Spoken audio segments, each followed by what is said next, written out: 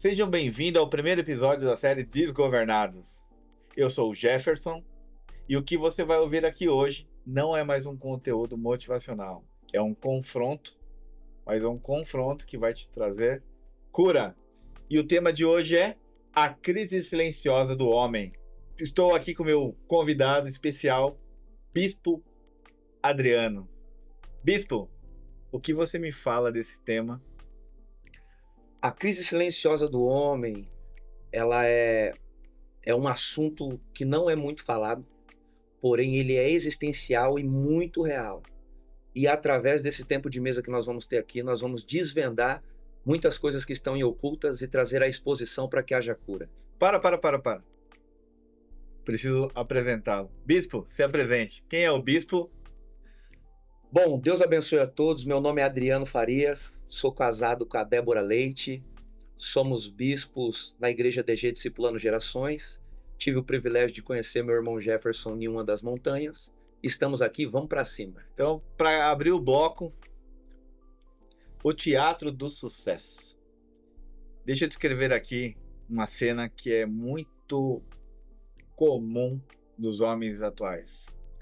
Quem nunca chegou em casa com um carro e ficou lá parado 10, 15, 30 minutos dentro do carro, querendo criar uma máscara para entrar dentro de casa e encarar a vida real, a vida interna, aquilo que está machucando lá dentro do homem.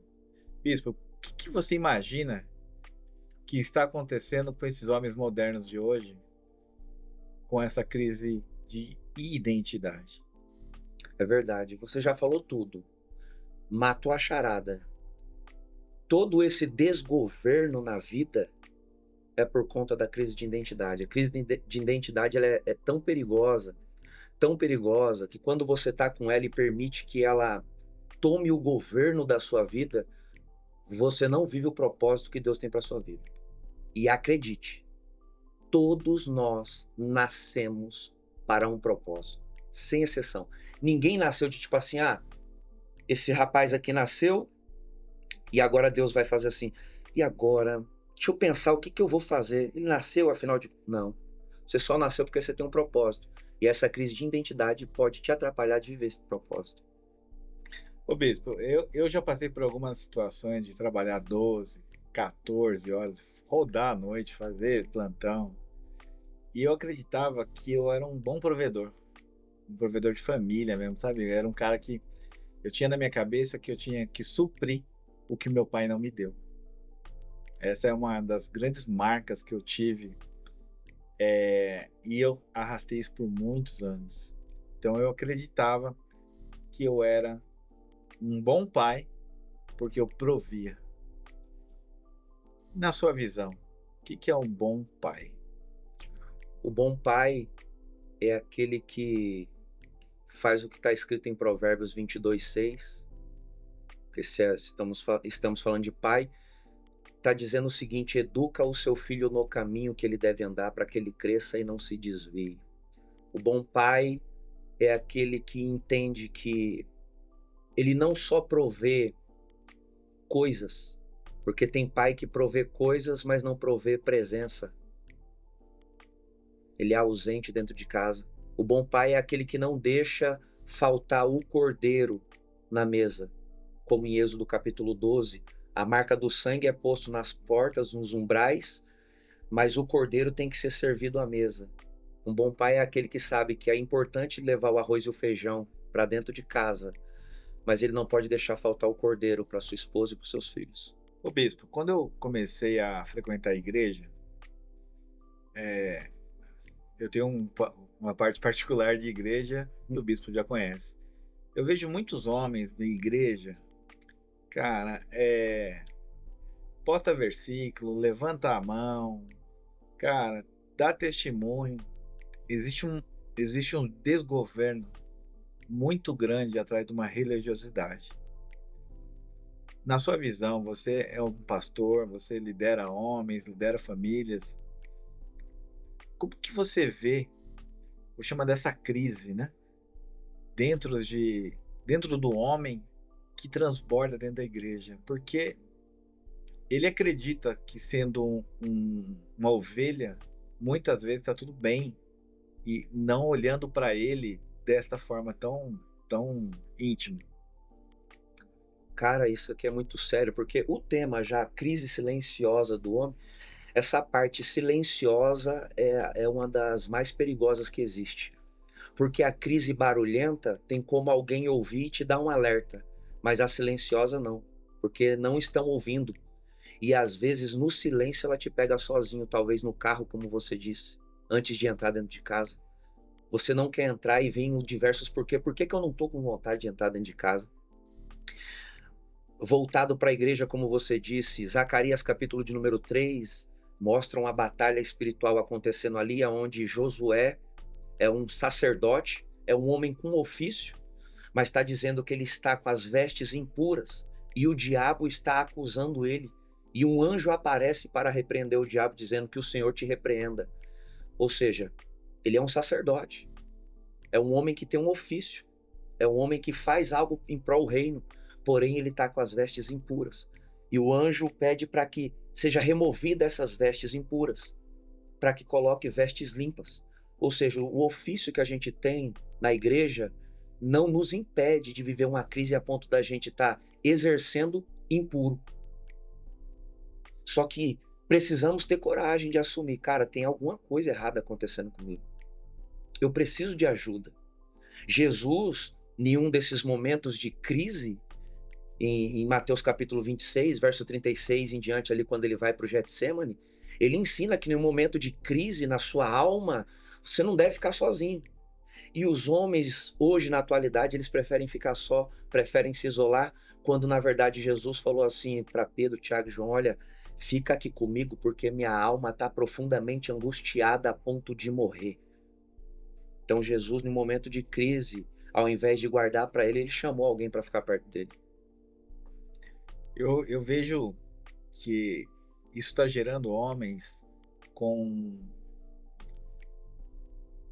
heróis de fachada Pesado. e grandes vilões do secreto. E tudo que eu falo aqui, eu estou refletindo sobre o que eu vivi. Então, essa série ela tem o objetivo de expor que eu vivi, que a sociedade está vivendo, que os homens dessa sociedade estão vivendo, trazendo pessoas como o bispo para explicar, tanto na parte com base bíblica, né, serão outros convidados que vão parte psicológica, psiquiatra, mas eu acredito que se a gente começar olhando para o que Deus espera da gente como homem, as coisas vão se aliviar. E o custo dessa omissão, bispo? A omissão do homem com essa crise silenciosa, porque ele acaba sendo muito omisso e afeta a sua linhagem futura, porque reflete É real. no filho. É real. Sua visão, fala para mim, É real. vamos tentar direcionar os homens agora nesse sentido.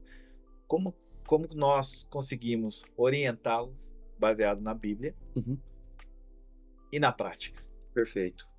Biblicamente falando, Efésios capítulo 1, versículo 4, está dizendo que Deus nos elegeu nele, antes da fundação do mundo, para que fôssemos, ou seja, já está falando que ele nos escolheu para um propósito, para que fôssemos santos e irrepreensíveis. Então essa escolha já foi feita dentro dele, ele já deu um decreto. Para que é? Como em Jeremias capítulo 1, verso 5. Que Deus diz que conheceu Jeremias antes do ventre da mãe dele e o designou para ser profeta nas nações, ou seja, profeta é o propósito, mas o propósito não veio depois do nascimento, veio antes do nascimento. Todo homem precisa crer nas escrituras e entender que Deus já tem um propósito para a vida dele. Quanto mais intimidade ele tiver com Deus, mais ele vai ter senso de propósito, mais ele vai saber o porquê que ele nasceu.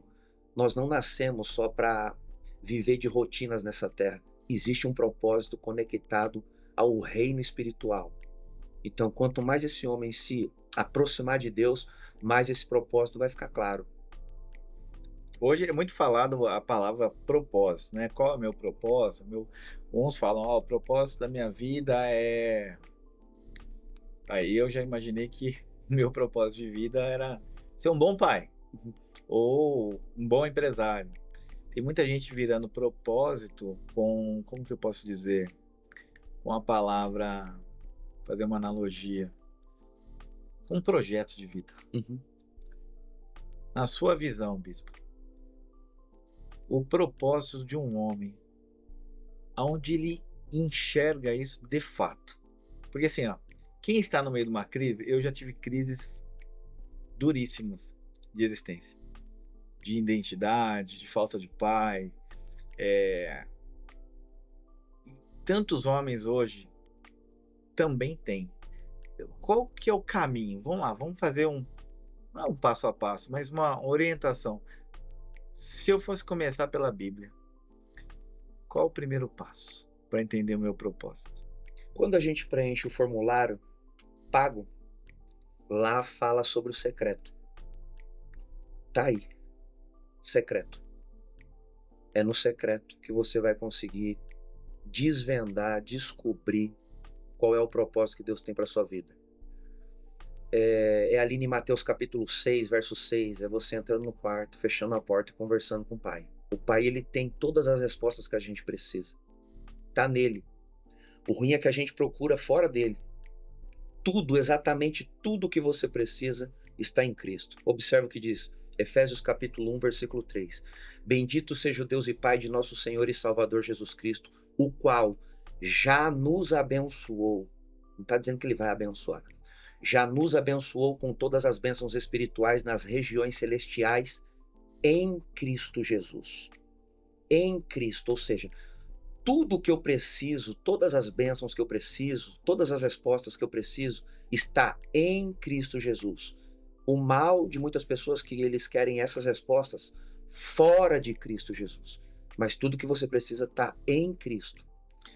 Para mim, quando eu comecei a minha mudança, né? Minha transformação, Perfeito. eu vi claramente que as minhas dores de passado, elas me motivavam a servir. Mas como assim, Jefferson, a servir?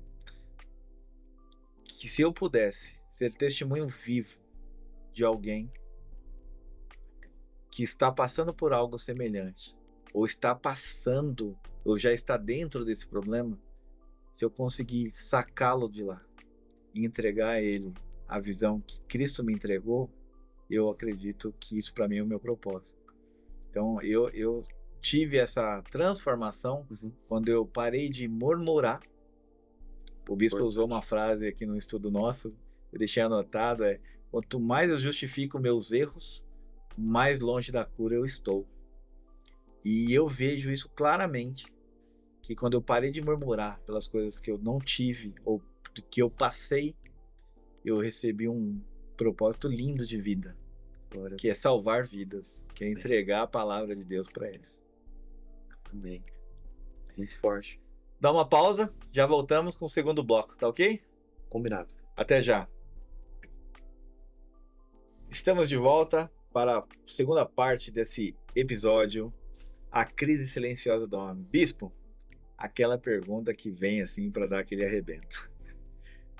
Em Gênesis, a primeira pergunta que Deus fez ao homem, após a sua queda, é: onde estás?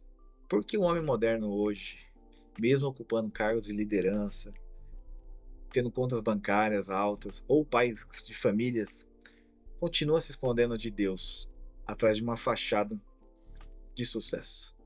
Qual a sua visão sobre isso? Que pergunta forte, hein?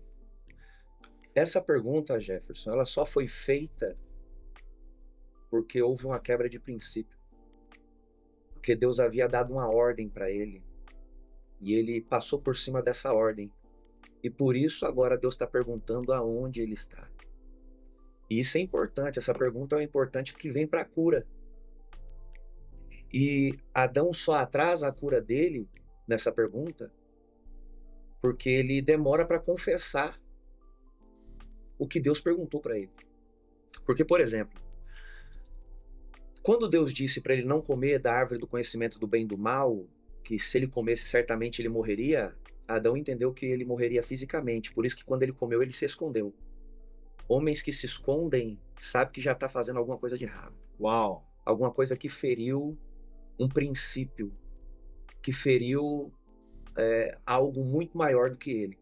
Porque se escondeu, já sabe. Vamos repetir, Errou. bispo. Como que é? Um homem. Que se escondeu, sabe que feriu um princípio. Não tem motivo para se esconder. É verdade. Não precisava ele se esconder de Deus. É isso. E quando Deus pergunta onde estás, é porque a morte que Adão pensou que era física foi espiritual. É como se Deus estivesse falando para Adão: eu já não conecto mais, não sinto a conexão do seu espírito com o meu espírito. Por isso foi a primeira vez que Deus precisou falar com Adão com voz audível. Ô, bispo, você me permite, a gente. Vamos transformar isso num.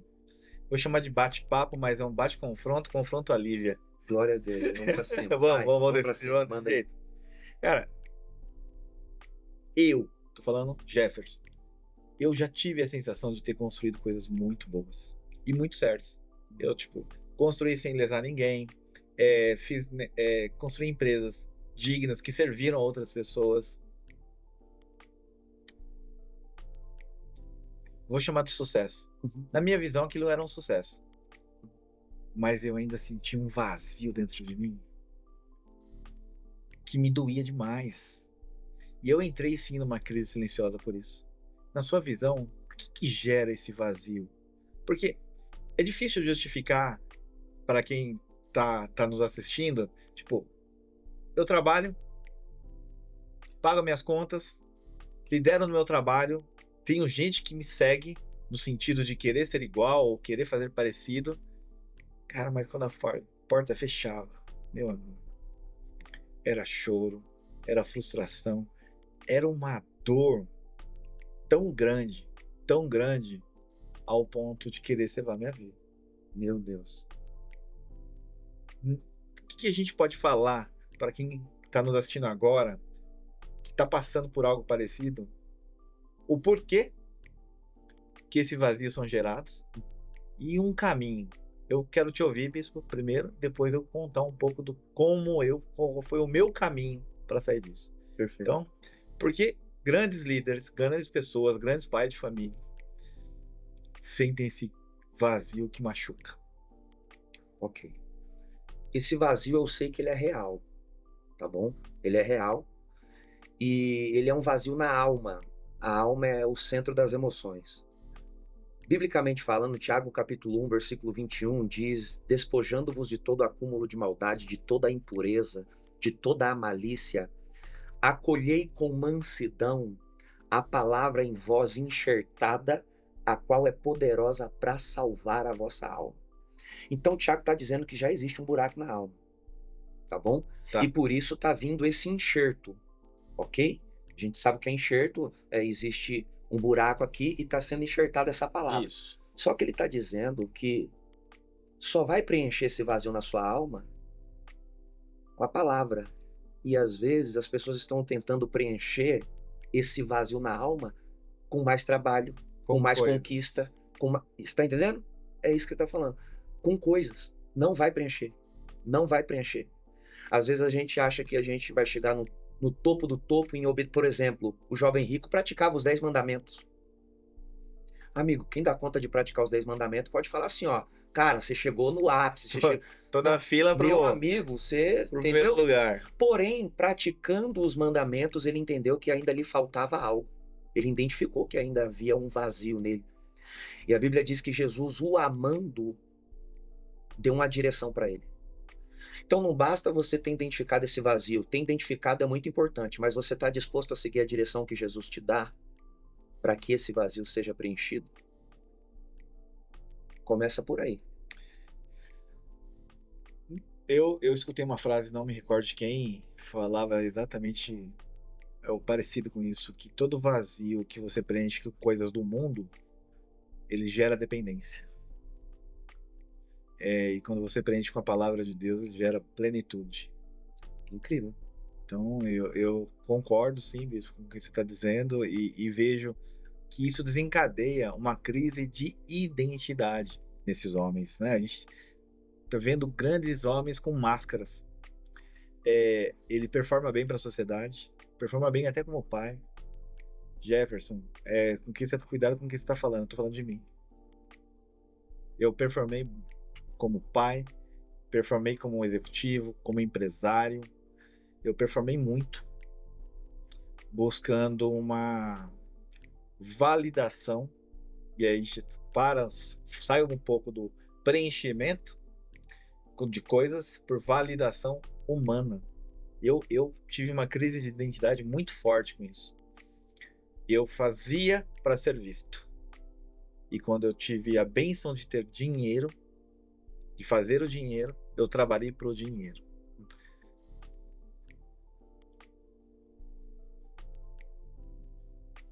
Glória a Deus. Me embarga a voz, mas vamos lá. Me fala, na sua visão, como um homem larga essa máscara? Ele identifica que isso realmente é uma crise de identidade dele e a gente consegue fazer esse homem caminhar para uma cura, não para uma coisa. Amém. O encontro com Jesus. O encontro com Jesus, ele é essencial porque o apóstolo Paulo, ele disse no livro de Gálatas, capítulo 1, verso 15, que ele foi escolhido desde o ventre da mãe dele. Mas um cara que, quando escreveu aos Gálatas, que sabia que ele tinha um propósito desde o ventre, antes dele ter um encontro com Jesus em Atos capítulo 9, em Atos capítulo 8, versículo de número 3, diz que ele assolava a igreja, ele entrava nas casas, machucou muitas pessoas. Então não adianta o cara ter um chamado desde o ventre se ele não ter um encontro com quem o chamou. Ó, Todos nós temos um chamado desde o ventre. Mas se aconteceu com Paulo, acontece com a gente também. Embora ele depois descobriu que o propósito era desde o ventre, enquanto ele não se encontrou com quem o chamou, esse propósito não se cumpriu. Esses homens precisam ter um encontro com Jesus. então você acredita que a raiz não é falta de dinheiro, não é falta de oportunidade, não é falta de talento. O problema é que está sendo construído um legado sobre um fundamento que alguns não sabem que existe, como você acabou, bispo, de falar, que é o encontro com Jesus, ou um fundamento errado que é criado pelo mundo. Eu já tive esses fundamentos muito fortes na minha vida do mundo.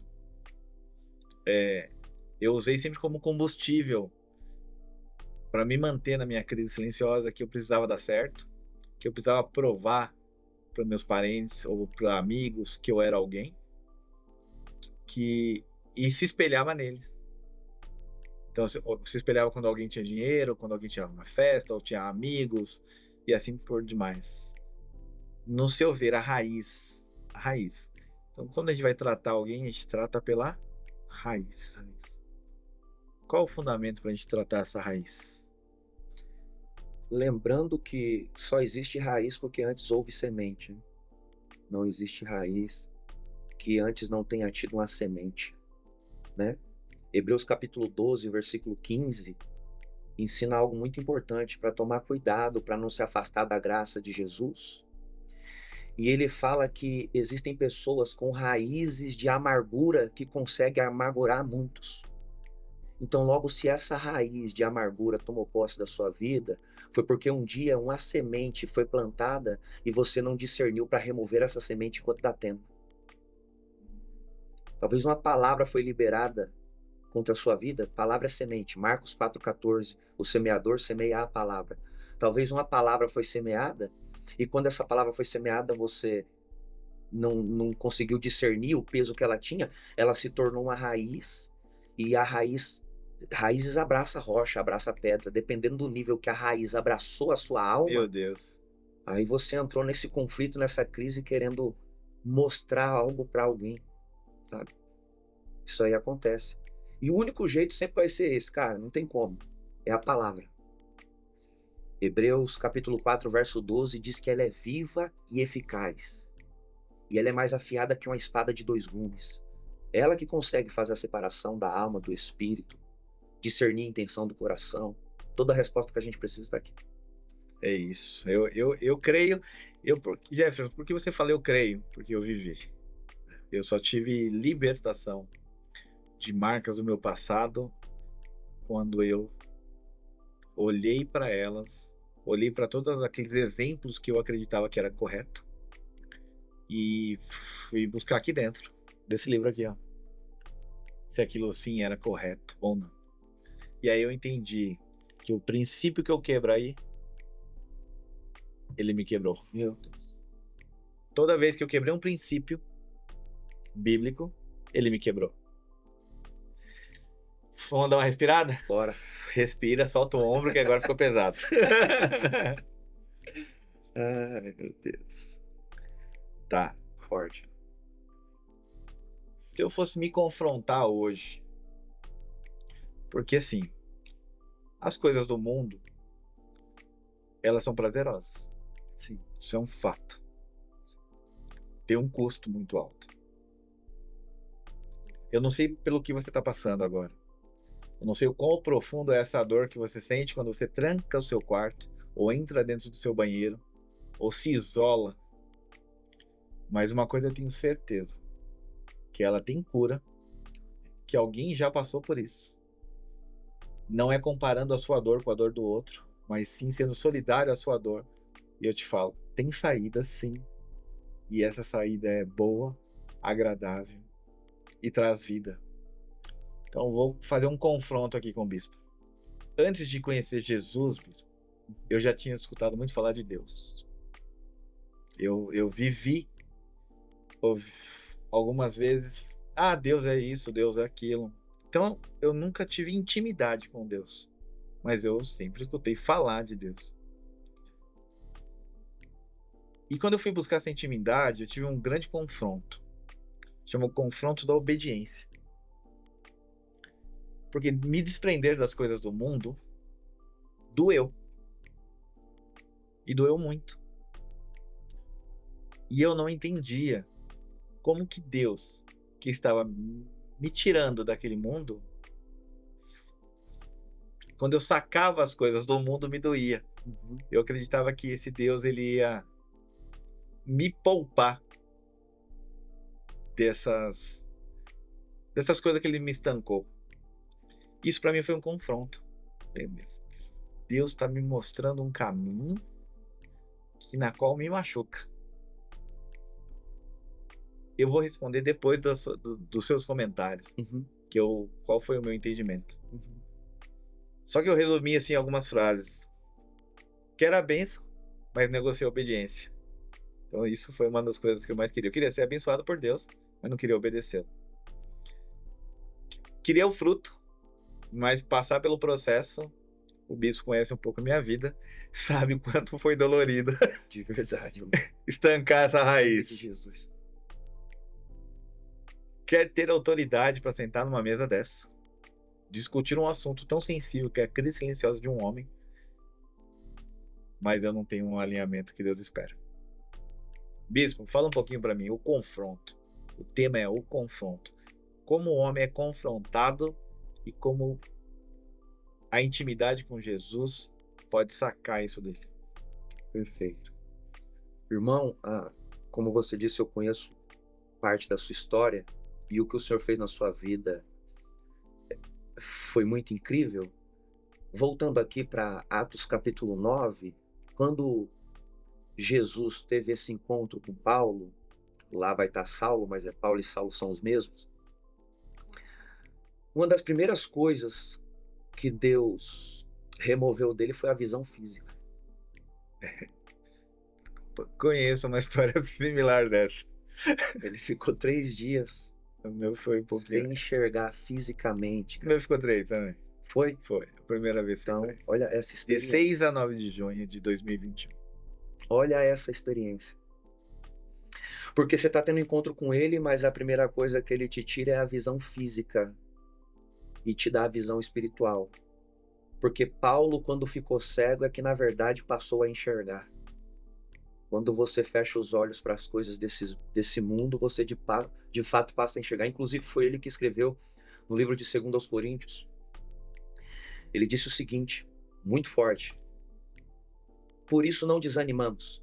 Embora exteriormente estejamos a desgastar-nos, Interiormente estamos sendo renovados dia após dia, Glória a Deus. pois os nossos sofrimentos leves e momentâneos estão produzindo para nós uma glória eterna, que pesa mais do que todos eles. Assim, fixamos os olhos não naquilo que se vê, mas no que não se vê, pois o que se vê é transitório e o que não se vê é eterno. Meu Deus. Ele aprendeu a tirar os olhos das coisas físicas e focar na eternidade. Bispo, hoje eu acredito nisso, tá? Hoje eu sou uma pessoa que creio sim sobre tudo isso. Mas olha quão conflituoso para esses homens que estão nos ouvindo e nos vendo agora. Uhum. Porque existe uma falsa, como eu posso dizer? Um mito ou uma crença que para você estar em Cristo ou seguir Jesus, você não poderia ter coisas. Você não poderia ser rico, você não poderia ser bem afortunado. E isso é um grande conflito. Para mim foi um grande conflito. Porque como que as coisas, quando estamos falando de coisas, bens, carros, viagens, etc., pode me afastar de Cristo. Hoje eu tenho esse entendimento que não é necessário você deixar de ser bem-aventurado, próspero financeiramente, para ter proximidade com Cristo.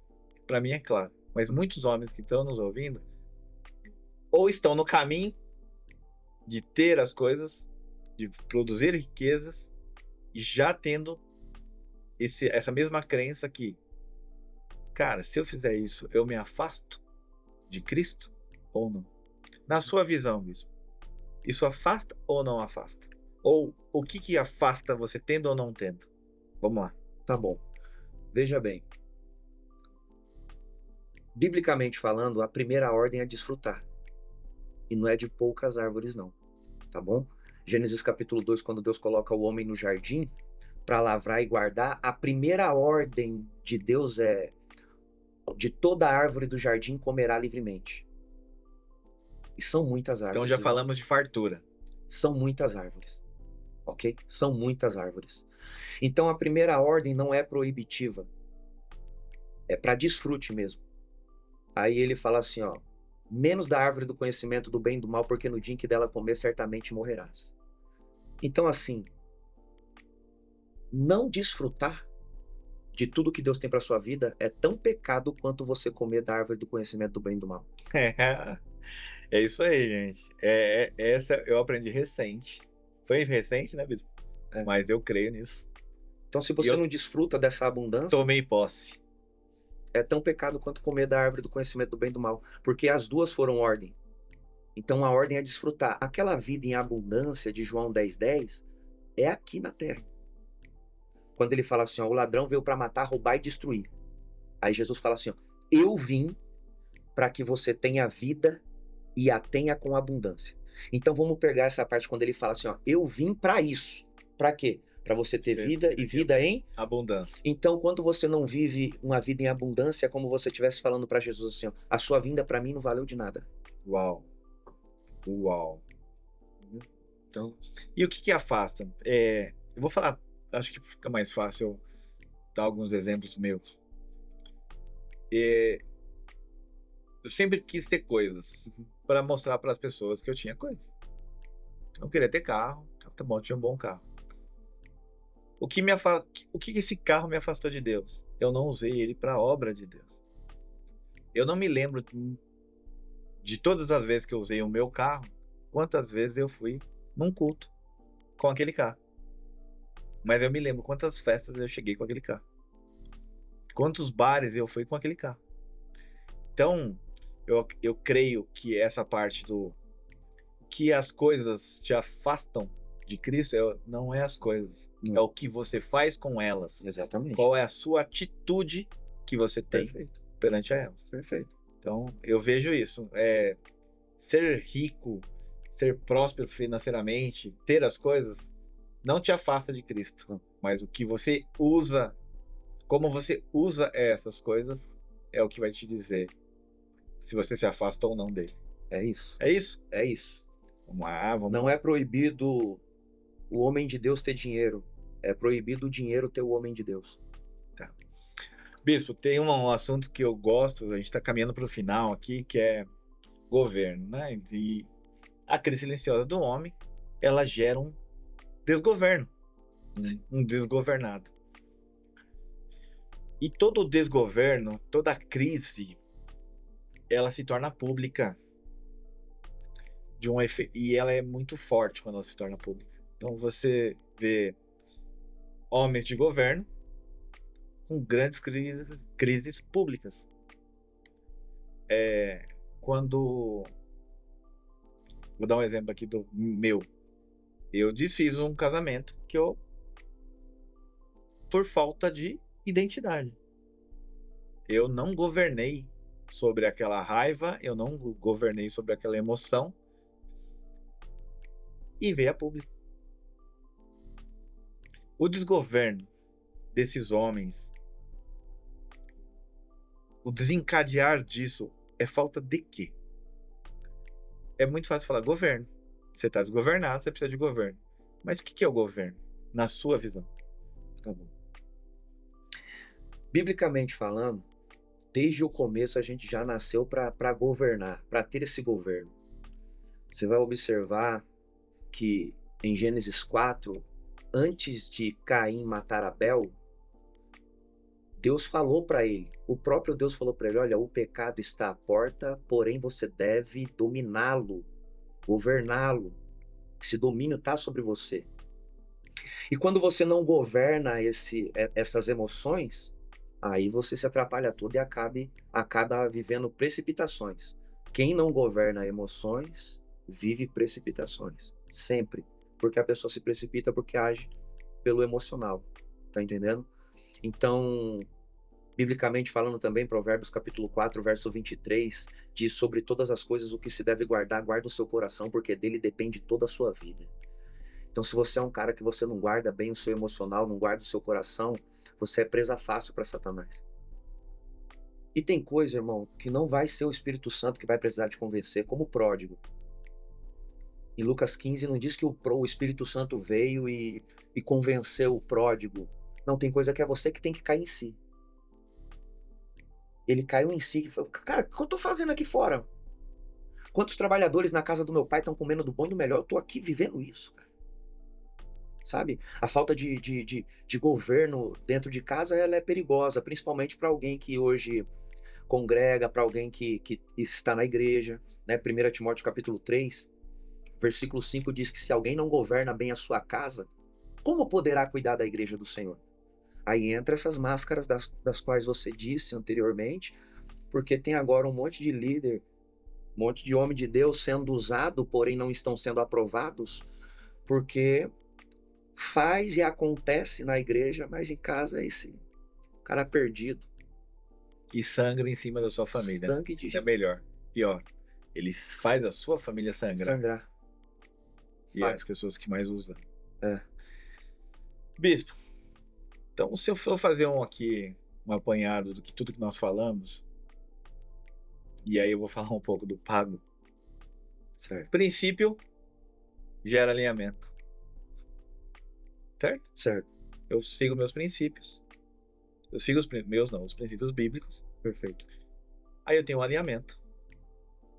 Se eu sei quem eu sou, o que Deus me fez para ser nessa terra, começo a ter autoridade sobre aquilo. Então eu vou governar sobre todas as coisas. Perfeito. Vou buscar abundância.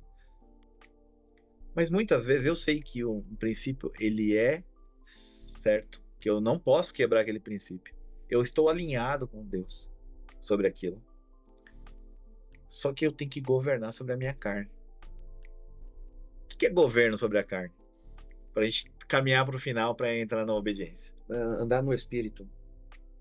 Andar no Espírito. Gálatas capítulo 5, verso 16. Aquele que anda no Espírito jamais vai satisfazer o desejo da sua carne. Todas as vezes que você satisfazer o desejo da sua carne, você saiu da conexão espiritual e está andando carnal. Forte. Vamos trazer na prática? Vamos lá. Tiago 1:22.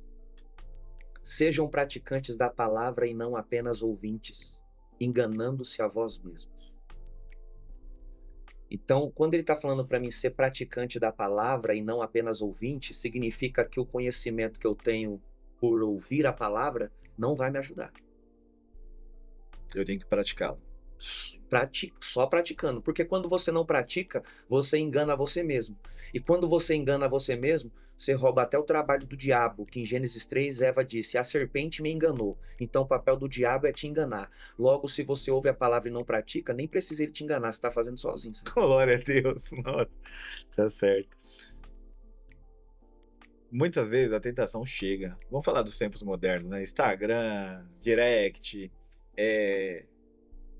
tantas ferramentas aí que promovem encontros, etc. Cara, e fora tipos de negócios que não são bons ser feitos. Esse tipo de governança, vamos chamar assim, esse tipo de... Como eu governo sobre essa atitude? Eu já entendi que o princípio eu não posso quebrar. Tá. Para mim foi muito difícil governar sobre algumas coisas dessas. Sexo foi uma delas. O vício da pornografia foi outra delas. O vício de comprar as coisas, bispo. Eu já tive vício de compra. Eu precisava suprir alguma coisa. Então, eu precisava comprar um microfone. Não comprava um não, já comprava 5. Eu precisava comprar roupa. Cara, cansei de olhar pro guarda-roupa e ter roupa embalada. E nunca ter usado. São vícios. E governar sobre esses vícios, para mim, só teve um rumo. Secreto. Eu não lembro qual é a parte da Bíblia, o bispo com certeza vai me ajudar, mas fala do pecado, a gente foge e nega a sua carne. Isso para mim foi muito difícil. Então, todos esses vícios que eu tô comentando, de compra, de sexo, pornografia, eu nunca bebi, graças a Deus, nunca usei droga, mas tive acesso, convivi com pessoas, eu vi que a única solução que eu tive foi me afastar desses ambientes. Fato. Eu saí desses ambientes, literalmente, e a vontade permanecia mesmo. Eu não posso mentir, a vontade gritava dentro de mim. Sabendo de tudo, de princípios, de alinhamento, de governo. E eu só tive uma solução. Eu comecei a orar sobre aquela sensação. Eu realmente me recolhi, muitas vezes no meu secreto, e pedi: Deus, tira essa vontade de mim. Por que eu faço isso? Por que eu quero aquilo? E até que aquilo, eu comecei a entregar o que o meu racional não conseguia pensar, não conseguia resolver. Por que eu tenho tanta vontade disso? Por que eu quero permanecer nisso? Eu não tinha essa resposta. E eu fui entregar a ele: Senhor, tira isso de mim. Eu procurei não querer o como, mas sim entregar a ele: por favor, só tira. Eu não quero saber como eu faço, mas arranca de mim isso. Então, um dos governos que eu tive sobre a minha vida foi entregar a Deus coisa que o meu racional não conseguia responder. Pesado. E com isso, falando de crise silenciosa do homem, é a obediência. E obedecer dói. Quem está nos ouvindo vai entender isso, que como obedecer dói. Então a gente entendeu que um princípio está sendo quebrado. Muitas vezes você vai tentar remendar o seu muro, vai tentar cobrir com massa. Todo mundo, eu vi um exemplo esses dias numa palestra, o rapaz falou assim: já viu um muro? Quando ele está cheio de trinca, você tenta remendar esse muro, você passa uma massa. O que acontece com esse muro daqui a um tempo? Vai mostrar exatamente aonde você remendou. Nunca fica igual. E a obediência não é remendar mais um muro, é derrubar um muro e construir um novo sobre a obediência. Biblicamente, o que a gente fala sobre a obediência?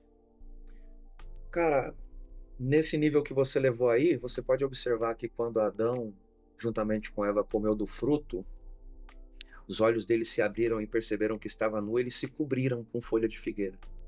Se cobrir com folha de figueira é Adão tentando resolver o problema que ele causou. Mas Gênesis 3:21 diz que Deus matou ali um animal, derramou sangue. Foi a primeira vez que a gente vê um Isso, sacrifício, né, de um exatamente. animal para se cobrir com pele. Isso. Então, quando você quebra um princípio, um inocente morre.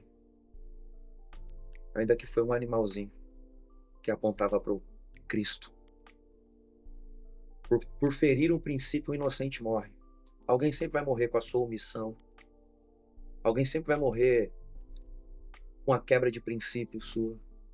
Sempre vai machucar alguém. Sempre vai ferir alguém. Ou a si mesmo Sempre ou alguém. tem um efeito tabela. Cara, é difícil falar assim, essa decisão que eu tomei só fere a mim, não tem como, você tem família. Alguém sempre vai se machucar. Você tá no meio de uma Não sociedade. tem como. Alguém sempre vai se machucar. O seu erro atinge alguém, o seu acerto atinge alguém. Tá entendendo? E essa desobediência nós estamos pagando até hoje por conta da desobediência. No final de tudo, Cristo só precisou morrer porque primeiro houve desobediência. Se houvesse obediência, ele não precisava ir para a cruz. É sobre isso. Então, fica aqui que tem que obedecer, mesmo que doa. Mesmo que a gente acredite que aquilo só vai atingir a nós, ou a si mesmo. A obediência, ela vai, no meu caso, ela foi muito além. Ela está sendo, né? Eu estou no processo e eu sempre vou revisitar esses pilares, essas colunas, como o bispo chamou o Pago, porque toda hora eu sou revisitado para ter obediência. E para mim, a obediência, ela é executada mesmo que me dói. Jesus passou por isso quando ele disse: Pai, se possível, passa de mim esse cálice. E ele mesmo assim ficou. Todavia, seja feita a sua vontade. É isso. Então, crise silenciosa do homem é para aquele homem que está chorando em silêncio, que está sangrando sem que ninguém veja, para aquele homem que está com aquela sensação para a sociedade, mostrando para a sociedade que é um homem perfeito, que é um homem que muitas pessoas olham e falam assim, eu gostaria de ser, mas que na verdade, no apagar das luzes, quando deita a cabeça no travesseiro, ele se pergunta, o que eu estou fazendo da minha vida? Por que me dói tanto? Porque eu não consigo ter a sensação de felicidade, de plenitude. E se eu fosse resumir esse episódio, é porque você está preenchendo o vazio com coisas do mundo e só está gerando dependência. E quando você troca esse preenchimento pela palavra de Deus e pela presença de Jesus na sua vida, tudo vai mudar. Transformou a mim, eu tenho certeza que transformou o bispo, como tantos outros homens que hoje caminham conosco, foram transformados. Bispo, a palavra é sua para encerrar. Fique à vontade, fala ali, ó, naquela câmera ali direto, aqui, ó, direto no olho deles. Meus irmãos, o vazio da sua alma é do tamanho de Deus. Não tenta colocar outra coisa, só ele encaixa. Deus abençoe. É isso. Então foi um prazer. Esse é o primeiro episódio da série Desgovernados, a crise silenciosa do homem. E o Pago, clica aqui embaixo, faça o seu diagnóstico. Ele vai te dar uma orientação para mostrar qual coluna sobre princípio, alinhamento, governo e obediência você está precisando colocar os seus olhos, dobrar os seus joelhos e buscar em Deus as suas respostas. Estamos aqui para te ajudar. Deixa os seus comentários e vem conosco. Você não está sozinho, você tem um caminho e esse caminho ele vai te gerar plenitude. Fiquem com Deus. Até a próxima.